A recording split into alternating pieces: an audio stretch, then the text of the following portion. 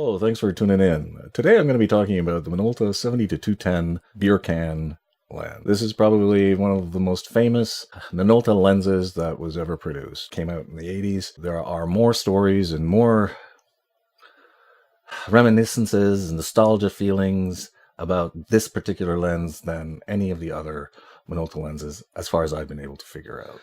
Now, at 70-210 in the E-mount system, the comparable lens 70-200 f4. This is a constant aperture of f4 as well. The Sony E-mount lens in this category would run on me about $1,000 minimum. Compare $1,000 Canadian versus $80 American. You know, is that Sony E-mount lens 10 times better than this lens? I have actually avoided using this lens until this morning. What I really like about this lens is, well, to be honest, I wish I could afford the big Sony lens, but maybe another time. My particular copy of this Minolta Beercan lens came with this filter, which I took off before shooting. A lot of these lenses, when you pick them up on eBay, they come with associated filters sometimes, and that's always a good, it gives you something else to look at and explore. Today I'm going to be linking the Kurt Munger site, because as far as a repository of knowledgeable information, I don't think his site can be beat, really, for all of those Minolta lenses, and has been a resource that I draw on. As a matter of fact, I have it on my screen right here.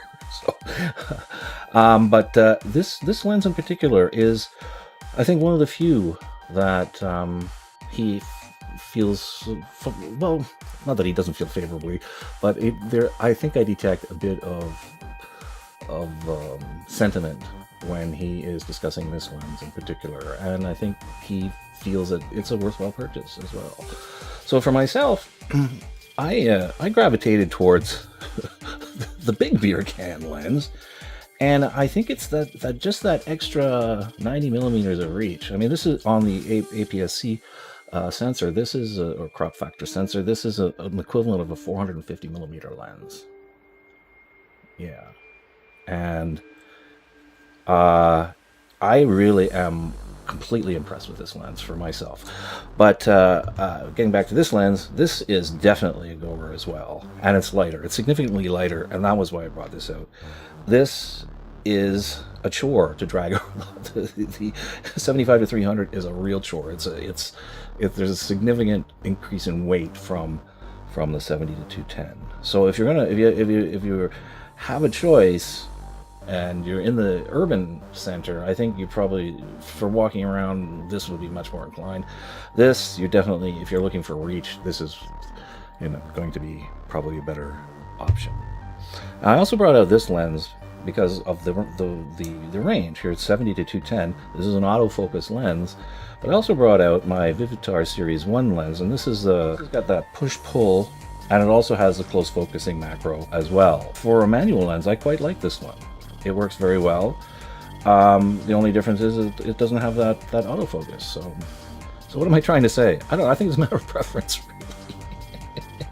I think sometimes, and this is cheap too. This was like $30. So anyway, digression. My apologies. This lens, I found it. I'm going to be showing a bit of the demonstration footage that I shot earlier. It works perfectly adequately. To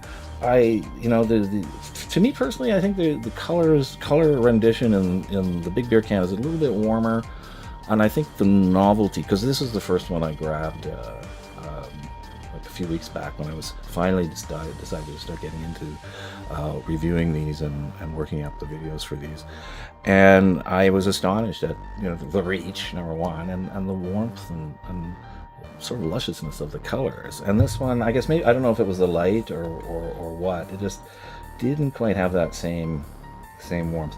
And also, I think it was a little early for me, and I missed my coffee, so forgive me. I was a bit grumpy up there, and maybe my hand was shaking, maybe I was shaking a bit, but we'll see. And I just also wanted to note that the images that I took, and in the previous video as well, the images that I've taken, I did not process them one iota. Those are raw images, and my video editing software has a plugin, I think, that allows me to just put the raw images into the timeline, so it works fine. So you're seeing the unadulterated images as they came out of the camera. So what can I say in conclusion? I don't know if there's anything that needs to be said. You're looking at $80 versus $1,000, and even if you have the other lens, it would be a fun little experiment to have them line them up side by side and try one or the other. I think if you have an opportunity and a desire to try one of these lenses out, I think you should go for it. Absolutely. Get a nice 70mm shot of this dead plant here, or dying plant.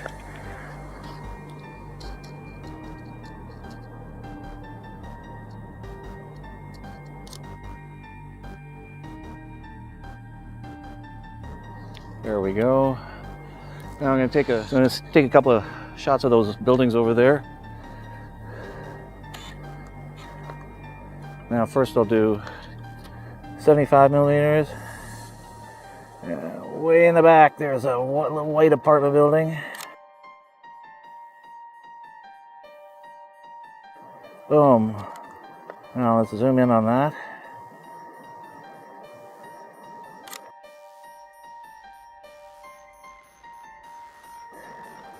The way the light's hitting that. See if I can get that crane. Oh, maybe not.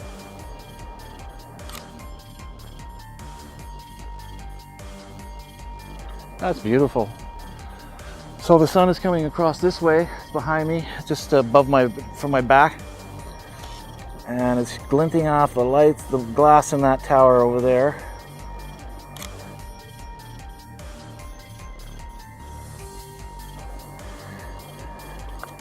And back out at 75mm. 70mm, sorry. I should take that again because I don't know if I was shaking or what.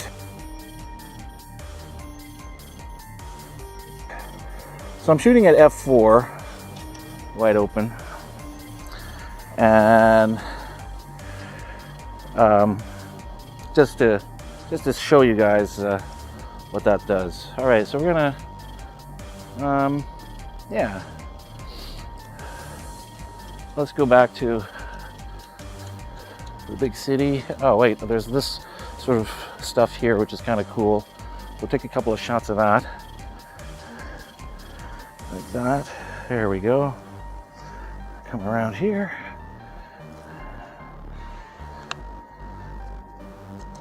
Oh, gorgeous. That's gorgeous.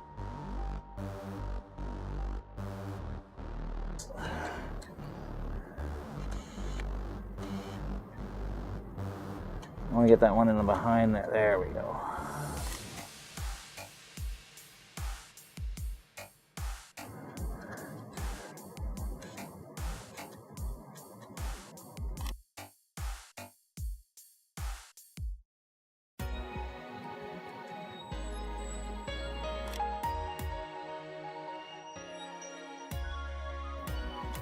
Now let's zoom out. Center. There we go. Come on, come on. Okay, beautiful.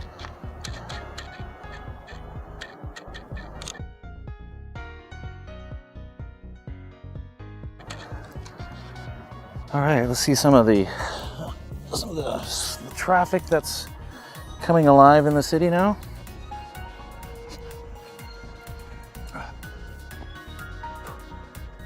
So I was here before for the big Beercan, but I like this spot. It's good for referencing.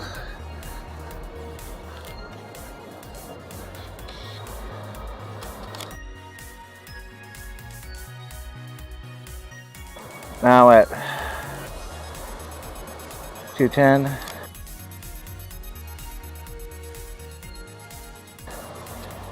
Maybe I'll do one at 100 millimeter.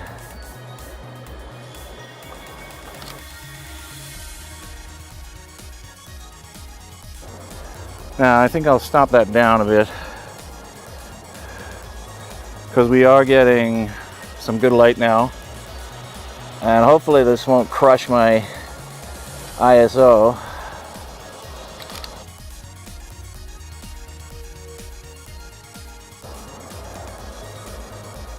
Oh, ISO 640, that's okay.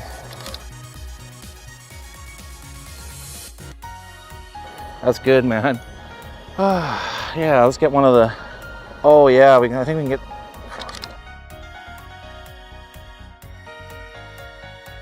yeah, the sun coming this way through the hood. All right, couple more shots, long distance shots off the roof here, down the other side of the street, just for a bit of this and that. Oops. Oh, look at those birds up there. I wonder if I can get those.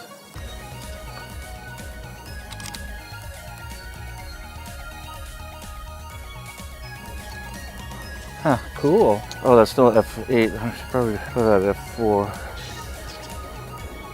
All right, one more. There we go. Oh, that's a nice shot. I really like that shot. It's good. That's good. Almost there, almost there.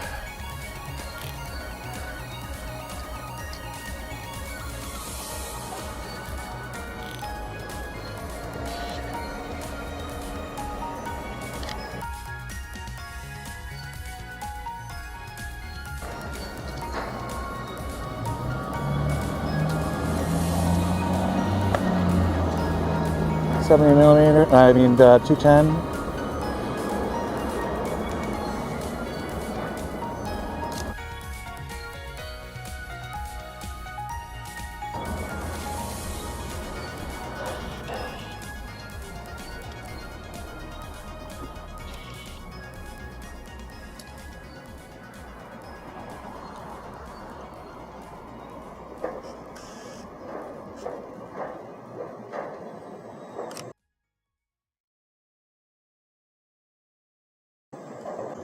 And one at 70.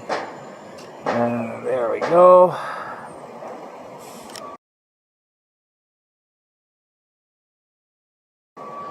Let's call that a day. Okay, there we have it. A Minolta 70 to 210. Thanks for watching, folks.